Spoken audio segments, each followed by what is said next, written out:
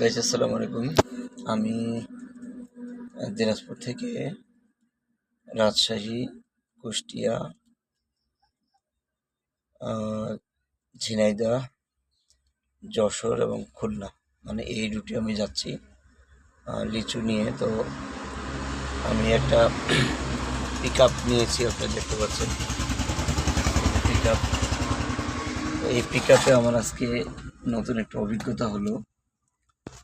তো যদিও এর আগেও কিছু সামান্য কিছু অভিজ্ঞতা আমার হয়েছিল, তো আজকে আসলে পূর্ণাঙ্গভাবে এই অভিজ্ঞতা আমি অর্জন করলাম। তো সেই অভিজ্ঞতাটাই আর কি আপনাদের সাথে আমি শেয়ার করব।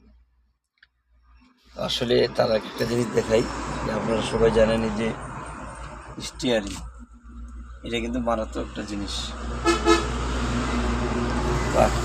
আপনি দেখতে পেয়েছেন এটা হচ্ছে পিক আপের স্টিয়ারিং, এটা কেন্দ্রিক ঘটনা আর কি। তো ঘটনা হচ্ছে যে স্টিয়ারিংটা যার হাতে থাকে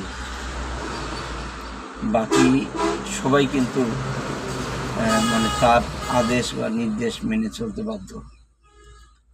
তো এই কথাটা কেন বলছি, স্টিয়ারিংটা যে ধরেছিল বা যে এই পিক আপটা ড্রাইভ করছিল অর্থাৎ চালক, তার কাছে আমি একেবারে পুরোপুরি অসহায়। এখানে আমার কিছু করার নাই।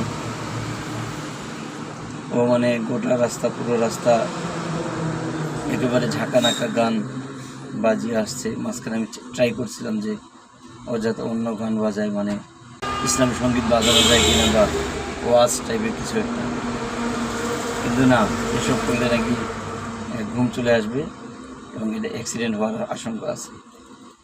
যেহেতু গাড়ি অনেক দ্রুত চালাতে হচ্ছে, 80 to 100, তো সুতরাং 4 দিন থেকে নাকি ঘুমায় নেই। এই কথা শুনে তো আমার অবস্থা খুব খারাপ। আমি আল্লাহ শুরু করছি। যদিও পুরো রাস্তা আমি এমনিতেই দোয়া দুরূদ করছিলাম, তাসবিহ করছিলাম, বা আমি এমনিতেও পড়ি। তো এই কথা শোনার পরে তো আরও সিরিয়াস হয়ে গেলাম আর কি। আরে বাবা, 4 দিন ধরে ঘুমাই নাই, তার উপর এখন যদি আমি এই ইসলামিক সঙ্গীত বা সেইগুলোর জন্য চাপ দিতে থাকি বা অন্য গান বাজানো বন্ধ করে দেই, তাহলে হয়তো দেখা গেলো যে তার ঘুম চলে আসবে এবং আমরা কিন্তু অ্যাক্সিডেন্ট করে হয়তো মারাও যেতে পারি। তো এই যে একটা ভয়, এই ভয়টা আমার পেয়ে বসছে। তারপরে আরও একটি ঘটনা, যারা আমাকে চিনেন তারা জানেন যে আমি ধূমপান টাইপের এই সমস্ত বিষয়গুলো একেবারেই পছন্দ করি না। বিশেষ করে আমি যদি ট্রেনে জার্নি করি, ওই ট্রেনের কামরায় কেউ কোনো দিন সিগারেট ধরাইতে পারে না বা খেতে পারে না, বা বাসে গেলেও ওই বাসে কেউ সিগারেট খেতে পারে না। আমি এটাকে কঠোর হস্তে দমন করি। কিন্তু খুবই আশ্চর্যজনক ঘটনা, এই সিটে যে বসে আছে অর্থাৎ ড্রাইভার, এবং আমি এখন বর্তমানে যে সিটে বসে আছি তার হেল্পার, এই দুজনেই প্রতি আধা ঘন্টা অন্তর তাদের একটা করে গোল্ড লিপ সিগারেট টানতে হবে। তো এটা না টানলে নাকি সে ঘুমিয়ে পড়বে, ঘুম ধরবে। সুতরাং কিছু করার নেই, এটারও অনুমতি আমাকে দিতে হয়েছে আর কি। এবং আমি তাদের এই সিগারেটের যে গন্ধ, সেটা আর কি বসে বসে আমাকে সহ্য করতে হয়েছে, যেটা খুবই আমার জন্য অত্যন্ত কষ্টকর ছিল এবং বিরক্তিকর ছিল যথেষ্ট, কিন্তু কিছুই করার নেই আসলে। আরও বেশি আশ্চর্য হয়েছি যে আমি যখন লালন শাহ সেতু অর্থাৎ কুষ্টিয়া লালন শাহ সেতুর কাছাকাছি, অর্থাৎ এটা হচ্ছে রূপপুর পারমাণবিক বিদ্যুৎ কেন্দ্রের কাছাকাছি যখন আমি চলে আসছি, তো সেই সময়ে একটা জায়গায় এসে গাড়ি থামিয়ে এসে অন্য যে সমস্ত গাড়ির ড্রাইভাররা সেখানে অপেক্ষা করছিল একটা স্ট্যান্ডে, সে তাদেরকে ডেকে বলছে যে ওইসব পাওয়া যায় নাকি, ওই ইয়েগুলো এখানে পাওয়া যায় নাকি। খুব আশ্চর্য হলাম, যদিও সে এখানে পায়নি, সে বলছে না, এসব পাওয়া যায় না। ওকে আমি জিজ্ঞেস করলাম যে তুমি তো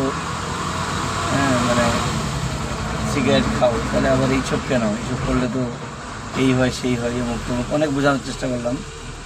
তো বলছে ভাইয়া আসলে এইসব যদি এখন না খাই মানে মাথাটা আমার ঝিকড় দিয়ে উঠতেছে, মনে হচ্ছে কখন যেন ফিট হয়ে পড়ে যাবে, এরকম একটা অবস্থা।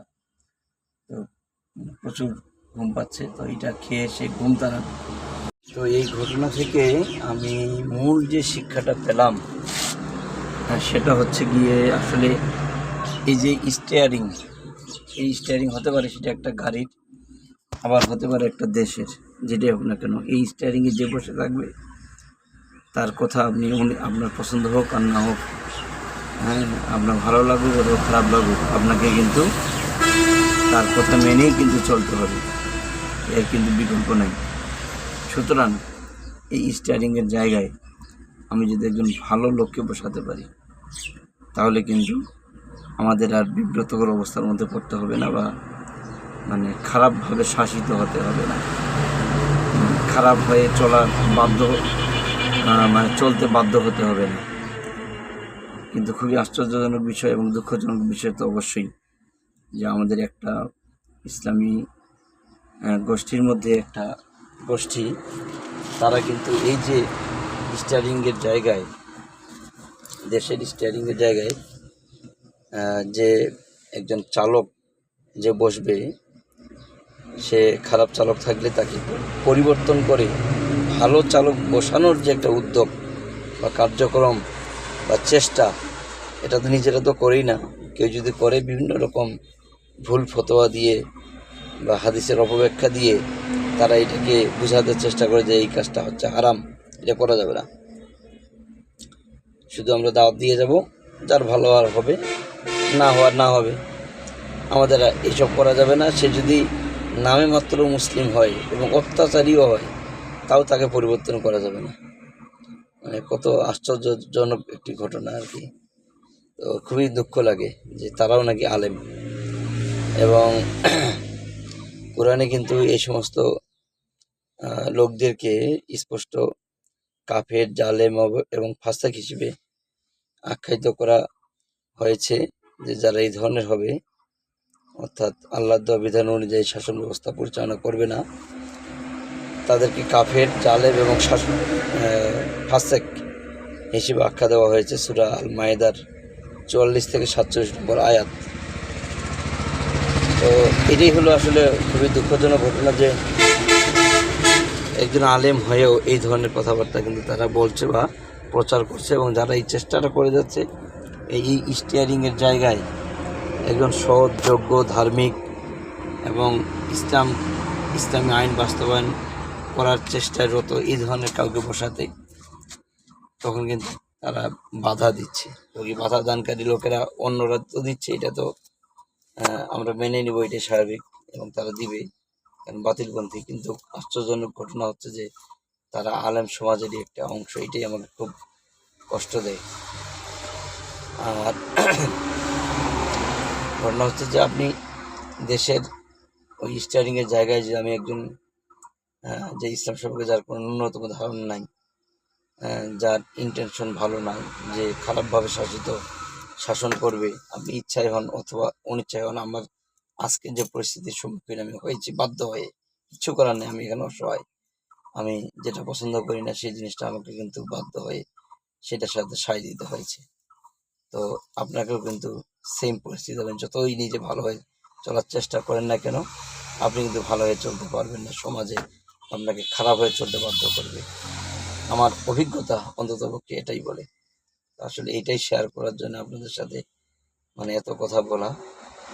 তো আল্লাহ আপনাদের সবার সুস্থ রাখুক, ভালো থাকুক। আসসালামু আলাইকুম।